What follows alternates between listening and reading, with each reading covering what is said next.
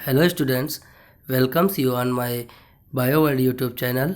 Today we discuss about for class 11th. The chapter is the living world and topic is diversity in the living world and nomenclature. So let's start. Diversity in the living world. What do you mean by diversity? Diversity का मतलब ये होता है कि कोई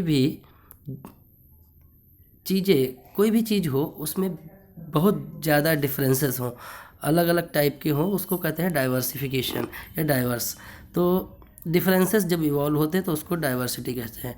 तो biodiversity का मतलब यहाँ पर है कि जो ऑर्गेनिज्म हैं अर्थ पर प्रेजेंट हैं उनमें बहुत एक दूसरे से भिन्नता रखते हैं, इसीलिए उसको कहते हैं बायोडाइवर्सिटी।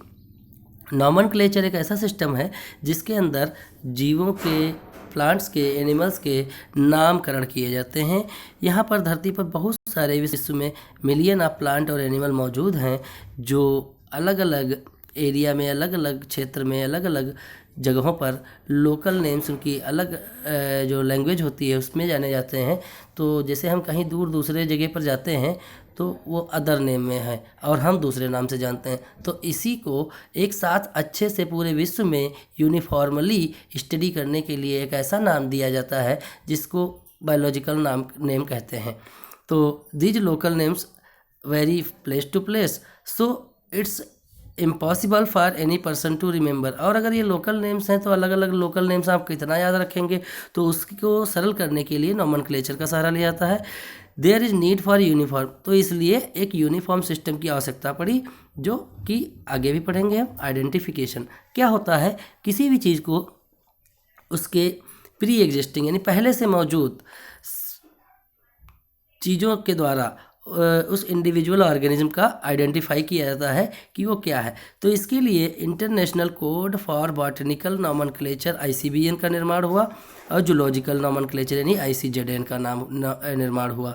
तो ये लोग काम करते हैं उनके नॉमनक्लेचर, उनके लक्षणों के आधार पर, उनकी अकरेंस के आधार पर, उनकी नेचर के आधार पर।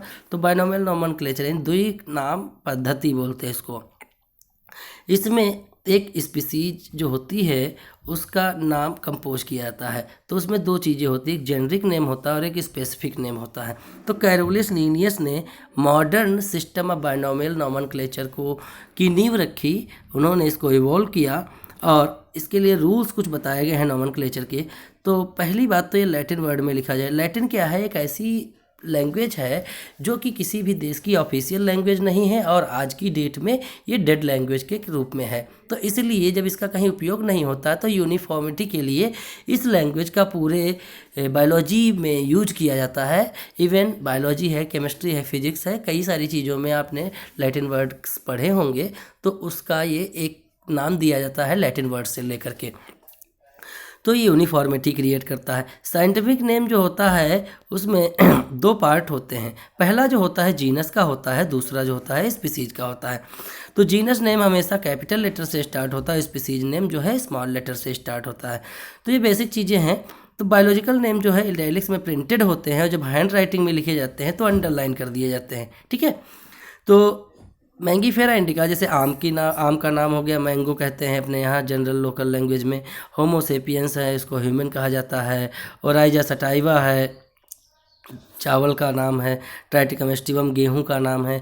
तो इस तरीके से ये रूल्स फॉलो करने होते हैं आपको किसी भी नॉमनक्लेचर के लिए। तो आप बात करते हैं क्लासिफिकेशन क्या है। आपने 9th में ही पढ़ा था नॉमनक्लेचर, टेक्सोनॉमी और क्लासिफिकेशन, तो ये सारी चीज़ें आप पढ़ चुके हैं। तो क्लासिफिकेशन जो है वो प्रोसेस होता है जिसमें ऑर्गेनिज्म को ग्रुप किया जाता है। उसका कौन सी क्लास है, ऑर्डर है, फाइलम किसको बिलोंग करता है, उसका क्या किंगडम है, ये सब चीज़ें क्लासिफिकेशन के अंतर्गत आती हैं। टैक्सॉन एक साइंटिफिक टर्म है जो एक यूनिट के तौर पे साइंस में यूज की जाती है जो बायोलॉजिकल क्लासिफिकेशन में हेल्प करती है। तो इसको टैक्सॉन कहते हैं। टैक्सोनॉमी क्या है? ये साइंस की एक ग्रुप है। Taxonomy is the science of defining groups of biological organism on the basis of shared character. उनके क्या लक्षण हैं जो एक दूसरे से साझा करते हैं, उसके आधार पर उस ग्रुप को एक नाम दिया जाता है, इसको टैक्सोनॉमी कहते हैं।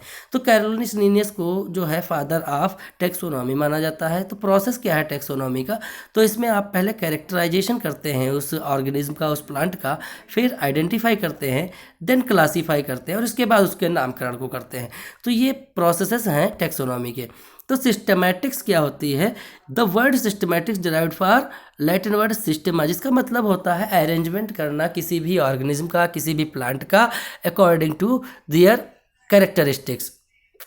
सिस्टमैटिक्स जो होती है वो स्टडी है डाइवर्सिफिकेशन की, कोई भी लिविंग फॉर्म है उसकी, चाहे वो आज की डेट में प्रेजेंट में हो या पास्ट में हो, तो उसके बीच के रिलेशनशिप को देख करके उस समय से आज के समय के बीच में जोड़ा जाता है। तो जो लिनियस ने यूज़ किया था systema naturae as the title of the book, उनकी एक बुक थी जिसका उन्होंने निर्माण किया था, उस बुक का नाम था सिस्टमा नेचुरी। तो आज के लिए इतना ही। अगले वीडियो में हम आगे की बारे में बात करेंगे। तो अगर आपको वीडियो अच्छा लगा है तो इसे लाइक, शेयर और सब्सक्राइब करना ना भूलें। Thanks for watching. Have and